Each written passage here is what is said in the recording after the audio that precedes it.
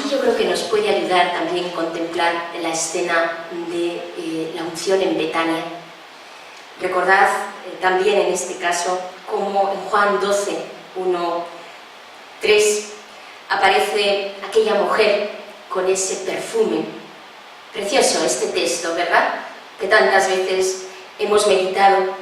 6 días antes de la Pascua, Jesús se fue a Betania, donde estaba Lázaro, a quien Jesús había resucitado de entre los muertos. Le dieron allí una cena. Marta servía y Lázaro era de los que estaban con él a la mesa. Entonces María, tomando una libra de perfume de nardo puro, muy caro, ungió los pies de Jesús y los secó con sus cabellos, y la casa se llenó del olor del perfume. Judas Iscariote, uno de los discípulos, el que había de entregar, le dijo: ¿por qué este ungüento no se vendió en 300 denarios y se dio a los pobres? Esto decía no por amor a los pobres, sino porque era ladrón, y llevando él la bolsa, hurtaba de lo que en ella echaban. Pero Jesús dijo: déjala, lo tenía guardado para el día de mi sepultura, porque pobres siempre los tenéis con vosotros, pero a mí no siempre me tendréis. No parece que a aquella mujer le importase nada todo lo que había alrededor. Estaba concentrada en Cristo, centrada en Él, miraba a Él, y no dudó en hacer este acto de gratuidad, porque una forma también donde podemos experimentar este gozo de Cristo, esta complacencia de Cristo, es cuando un alma se entrega, porque este es un acto de entrega, y no hay mejor manera en este sentido de consolar a Cristo que hacer ese acto de entrega, como el perfume, que se derrama, impregna, deja el olor, pero desaparece. Yo creo que este estilo de perfume es algo que es especialmente grato a Dios, porque así es como la vida debe ser del cristiano, ¿no? Que se entrega, se esparce, y el cristiano en realidad desaparece, porque lo importante es Cristo. Nosotros en tanto en cuanto participamos de Él y de su vida. Y así esto yo creo que es una experiencia también grata al Señor. Esta mujer consoló así a Jesús, entregando de esta manera su vida en este acto de gratuidad que estaba expresando mucho más allá que esta imagen del perfume. Y por último, ese tercer aspecto del que os hacía referencia antes. ¿Cómo consuela a Jesús? Es característico ver cómo, sobre todo, se suele unir en el Evangelio la experiencia de la resurrección a la experiencia de la consolación. Recordad, no lo he dicho antes, que también Cristo lloró ante su amigo Lázaro. Cómo también el Señor siente el desconsuelo, por ejemplo, de la viuda de Naín.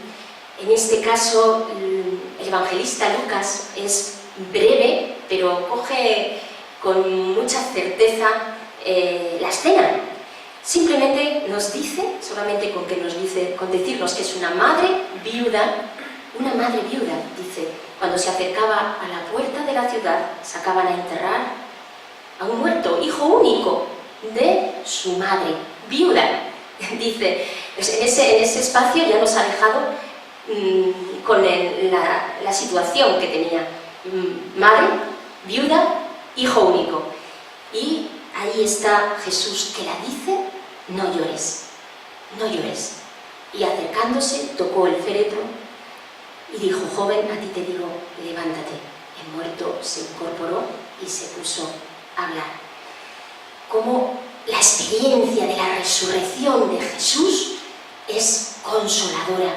Cuando un hombre o una mujer que han estado muy separados del Señor encuentran a Cristo resucitado y tienen esta experiencia de Cristo vivo, como hay una experiencia muy fuerte de consolación en ellos.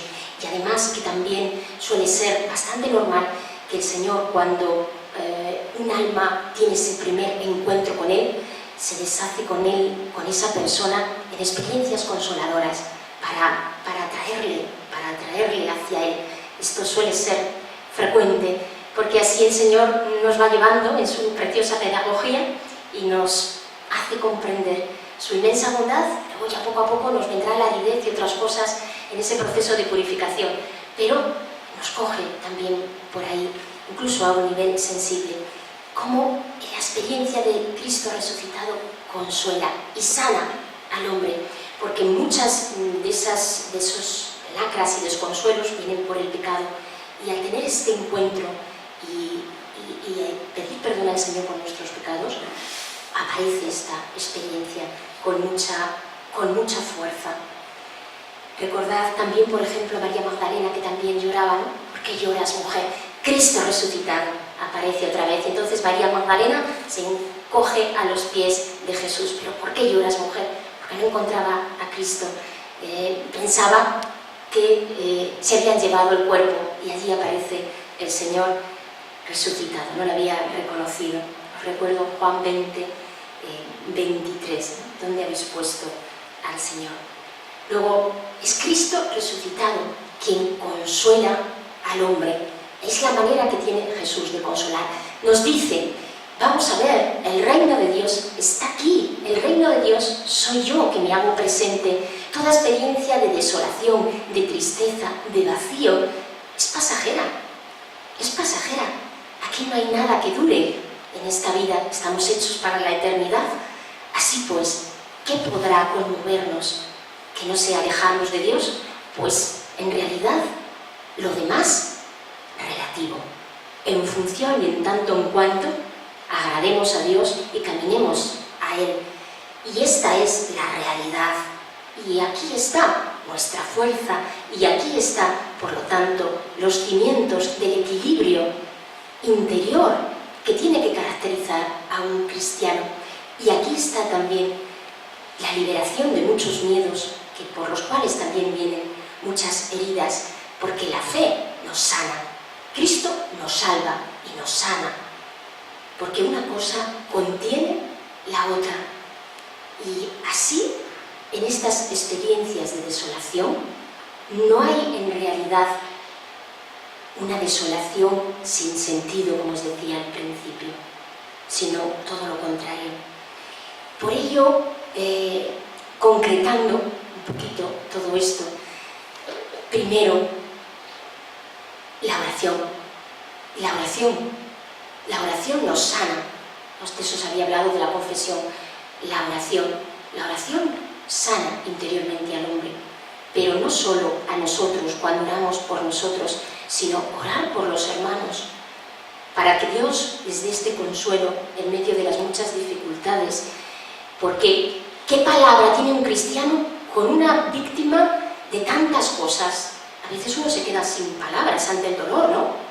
Ves una madre que ha perdido a su hijo y no sé a veces qué palabras tiene uno para decirla. Yo os puedo contar una experiencia personal.